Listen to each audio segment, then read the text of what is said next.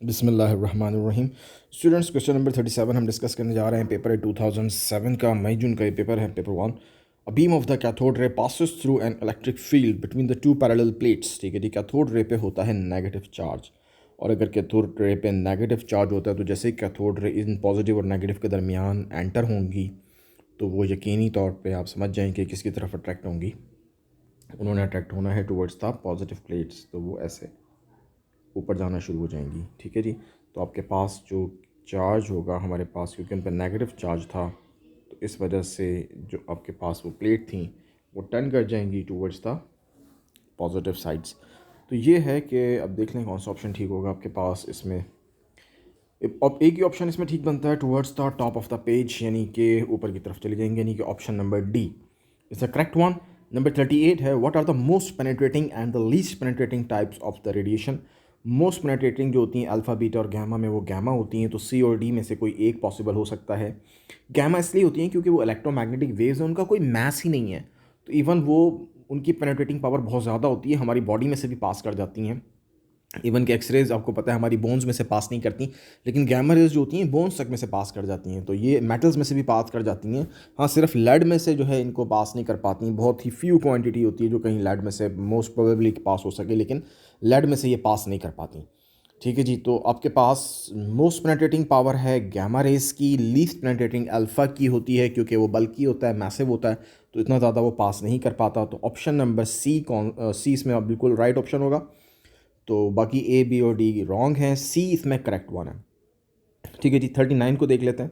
The half life of the radioactive substance is a 5 hours. A sample is tested and found to contain the 0.48 grams of the substance. How much of the substance was present in the sample 20 hours before the sample was tested? अच्छा जी, अब उसमें 20 घंटे पहले वो क्या था।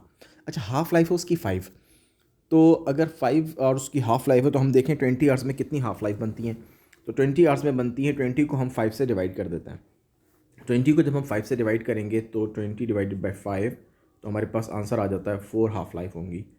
तो हम इस तरह से कैलकुलेट कर लेंगे कि एक हाफ लाइफ का मतलब ये है कि वो उसका डबल था, यानी कि अब अगर वो 0.5 ग्राम्स है या 0.48 ग्राम्स है तो 5 घंटे पहले वो उसका डबल था। मैं कैलकुलेटर निकाल लेता हूँ, ये जहन में रखिएगा कि 4 हाफ लाइफ बनती हैं 20 घंटे के अंदर अंदर। ठीक है, और हर 5 घंटे में वो आधा होता चला जा रहा है। तो हमने देखना ये 20 घंटे पहले, यानी कि 20 घंटे पहले वो कितनी क्वांटिटी थी उसकी, तो अब उसको हम उसको मल्टीप्लाई बाय 2 करते चले जाएंगे। तो 4 हाफ लाइफ है, तो 4 हाफ लाइफ के लिए हम 0.48 उसकी क्वांटिटी है हमारे पास, तो 0.48 को हमने करना ये है मल्टीप्लाई किया 2 से, तो 5 घंटे पहले वो इतना होगा।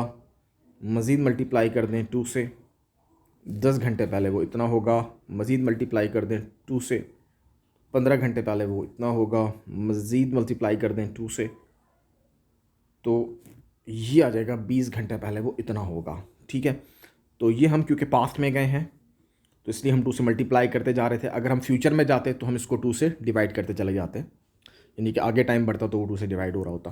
तो 20 घंटे पहले ये इसकी क्वांटिटी है, ये आपके पास 7.68 ग्राम है। तो अब आप ऑप्शन देख लें तो 7.68 ग्राम आपको नज़र आ रहा है कि ऑप्शन नंबर डी आपका इसमें है और वो करेक्ट ऑप्शन है, यानी कि डी ऑप्शन इसमें करेक्ट है। नंबर 29 देखते हैं जी क्या पूछा जा रहा है। सॉरी 39 हमने आई थिंक 38 हो गया, 39 भी हो गया, yes okay fine good.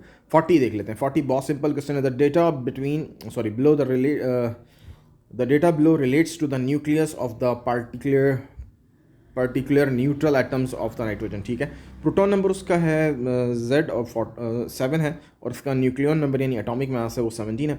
Which represent the correct number of the neutron and the electron in this atom. देखिए जी, जितने प्रोटॉन होते हैं उतने ही इलेक्ट्रॉन होते हैं, तो इसमें नंबर ऑफ इलेक्ट्रॉन भी कितने होंगे, 7 ही होंगे।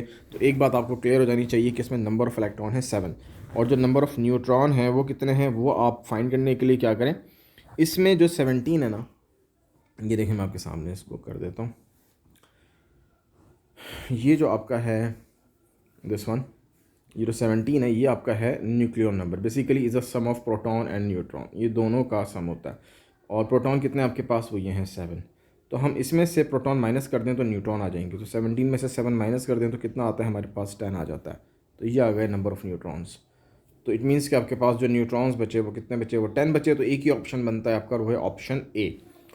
Thank you guys, so nice of you. ये क्लियर हो गया होगा आपको कितने ऑप्शन ए करेक्ट ऑप्शन है, जिसमें आपके पास 10 न्यूट्रॉन हैं और 7 इलेक्ट्रॉन है।